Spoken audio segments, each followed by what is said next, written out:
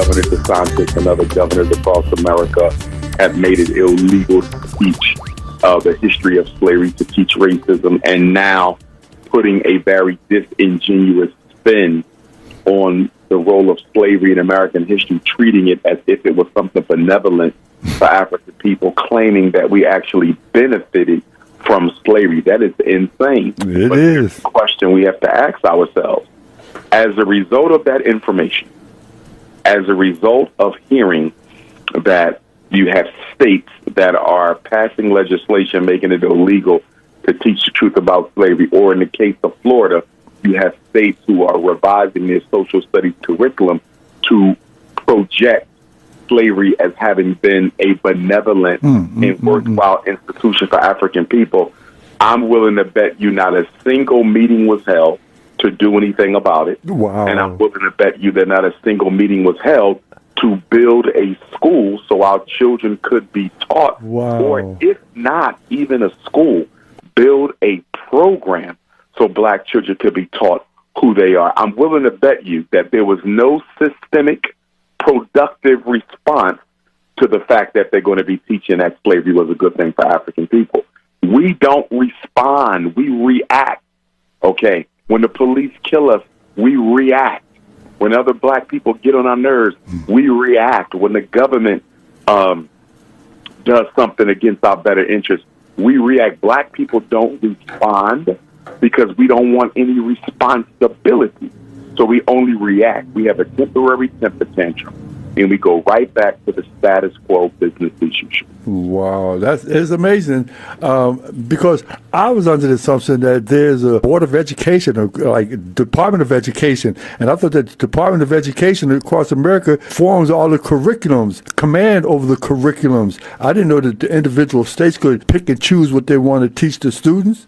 Yes, they can. Remember, the U.S. Constitution does not mention the word education. The Bill of Rights doesn't give anyone a right to an education. The preamble to the Constitution doesn't guarantee anyone an education. The founders, the white, racist, slave-owning founding fathers of the United States of America, they never discussed a comprehensive public education system. So with that being said, education is a state right. It is not a federal right. It is a state right that is guaranteed by the state constitution in which you live. So although there's no federal right to an education, nearly every state gives you a state right that is mentioned in the state's constitution. So it is a state right for your child to get an education. It is a local function because education is implemented and it is operated and supervised locally through the school board. And it is a federal interest. So the federal government is interested in education only so far as funding programs that it feels children need to be a part of in order for them to be of maximum benefit to the agenda that the government has for them, such as a JROTC, special education, the Title I money. So anytime the feds get involved in education, they use their money in order to force states to comply with their wishes, because the federal government has no constitutional mandate in public ed. So what they do in D.C. is they create programs, they fund those programs, and in funding those programs, they're able to force states who want that money to comply with those programs.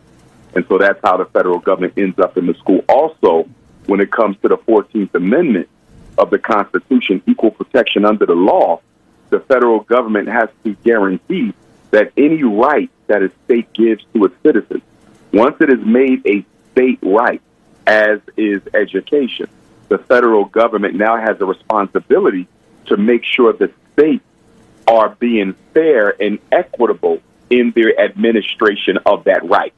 So when we go back to the Brown versus Board of Education Supreme Court case, Thurgood Marshall, Charles A. Hamilton Houston, and that whole effort to desegregate the schools, which finally happened on May 17, 1954, it was the 14th Amendment that state largely based, that case was largely won on. It was the 14th Amendment that served as the foundation. Since children have a right to an education in the state, and many states even make that right compulsory, meaning you have to go to school, okay, they cannot then be racist or discriminatory in the application and implementation of that right. So the Brown versus Board of Education Supreme Court decision was not, it was constitutional law only as far as the 14th Amendment says that we must have equal protection under the law. So the argument that they made was, since black children are being forced to attend separate and unequal schools, that constitutes a violation of the 14th Amendment Equal Protection Clause. And they don't see a need to protect our children. They say that they are implementing those new things because they don't want to make their children feel guilty. You're raising a good point. The point you are raising right now, if the federal government can get involved in public education issues on the state level, if they find that there's a violation of the 14th Amendment Equal Protection under the law, I believe an argument can be made based on your premise that if white kids are being taught who they are, and if white children are being taught how great they are and what their ancestors did and contributed to this country, is it not a violation of equal protection under the law, 14th Amendment, to deny black children the same right to know who they are, what their ancestors contributed to America, and how they were treated historically by America? I believe that if we had some serious black attorneys out here, I definitely believe that this is a case that could go to federal court. Equal protection under the law. I think the argument can be made that black children's right to an adequate education about themselves and what America has done to their people is being denied. And white children are not being denied the right to know who they are. I definitely believe that that falls under 14th Amendment equal protection. But here's the thing, Baba David. If Thurgood Marshall and Charles Hamilton Houston never decide to challenge separate but equal, we might still have it. If Dr. King never decided to challenge separate but equal, we might still have it. So the question becomes, who is going to stand up and challenge this? And it needs to be attorneys that do it. I do know Benjamin Crump, a couple of months ago, said that he would be filing suit as it related to some aspect of Governor DeSantis leaving, dismissing the Black History advanced placement course. He did say he was going to be going to court for something about that. This is new, the rewriting of the social studies curriculum that's going to say slavery was beneficial to black people. To me, that is harmful. That in and of itself is harmful to the psyche of black children. So if you look at it, Baba David, the same argument that was used in the Brown versus Board of Education case could be used in this case of white school districts, firstly, denying black children their history in this country while not denying white kids theirs, and then misrepresenting what that history was for black children, but not doing it. I'm going to go back to what I always say. We got to build our own schools. See, the fact that they're going to start teaching that slavery benefited black people because it taught us some skills, first of all, that's a flat-out lie. One of the reasons why they chose African people, in addition to our genetic superiority, being able to withstand the climates and the diseases of North America that neither the white man nor the red man could, was the fact that we were already expert in the planting and growing of the crops that they would use us for. Cotton is not foreign to African people. We were making cotton clothing for millennia before the white man got there. So we knew about planting cotton and growing cotton. And if you read the narratives of the slavers, those who went to Africa and those who purchased Africans, they often picked our ancestors based on their ability to be able to plant in the grow. We introduced vegetables and fruits and herbs into America from Africa. So they didn't teach us. They brought us because we already knew, and in many cases, we taught them. I mean, the cotton gin itself was an invention of an enslaved African. So the fact that they are going to flat out lie on the history, despite all the evidence to the contrary, speaks to the racism of America, speaks to the fact that the white man has never changed his clothes, but it also speaks to the weakness of the black community. It speaks to the fact that they know that they can do this because they're going to get absolutely no pushback from the black community. They wouldn't dare try this with any other group, but they will do it with us because, as Frederick Douglass said, he who is whipped the easiest will be whipped the most. Wow. And they do it, and we let them do it so easily. So easily. So easily. So easily. we got another Kamala Harris, Vice President Kamala Harris, you know, she put on her black face for a minute and made a statement against it. But there's nothing systemically being done by the White House against this. There's nothing being systemically done by the Democratic Party. There's nothing being systemically done by the Congressional Black Caucus. You know, there's no attack or no pushback by any of these mainstream civil rights or political special interest groups. They're going to let it happen because, as I've said before, Baba David, the Democratic Party is in cahoots with the Republican Party as it relates to the genocide of African people. And what the Democratic Party does is they don't stop the Republican Party from doing anything against black people. They let them do it, and then they come out with a fake propaganda campaign in the media to make it look like they didn't support it. They are in full lock and step with the Republicans as it relates to spoiling in dismissing the true history of African people in this country. Yeah, because why can't they talk about withholding funds to that absolutely state? That's why we won't withhold your monies for that state because you're not in compliance. Absolutely.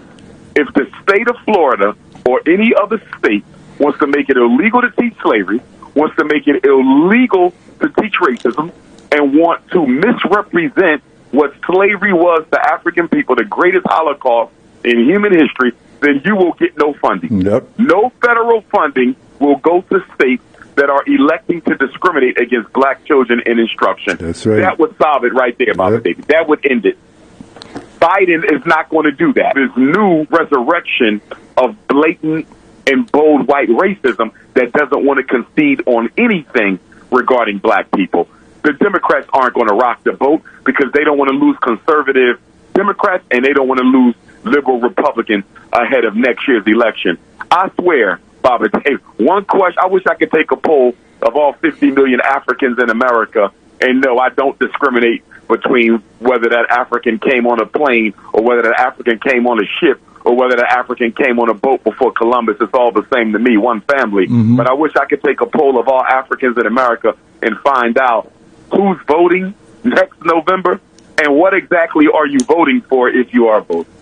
Hi, yes, I'm calling because of the 14th Amendment. I truly believe that, yes, if Thurgood Marshall was here, we do have a case on education versus Brown in reference to what's being taught in our schools today. I truly believe that if our boys knew where they came from and their history, we wouldn't have all that's going on now. And Brother Umar Johnson, I love you. Keep up the fight. I'm doing all that I can in my community. I came out of the school district because I didn't like how our school district was running our special ed education piece. I opened up my own daycare so that I can start. It starts early. It does. And you know what? I'm so glad that you said that you teach the boys where they came from and it would make a difference. And that is, I totally agree with that because it changed me. It changed my life. Once I found out that I was African and I came from greatness and I came from kings and queens, it changed my whole attitude towards myself. And I stopped acting like an American Negro. You know, I started acting more like an African born in America. And it really changed my life altogether. So I agree. Once you find out who you are, you can never be like that again. Well, the other thing we have to keep in mind, too, family, is the education is essential. It is critical. It is necessary. Without it, our children will never step into the greatness that their ancestors once achieved. However, no matter how much education they get, if we don't provide them with economic opportunities to make a decent living, they will end up in Graterford Prison in CFCF just like everybody else.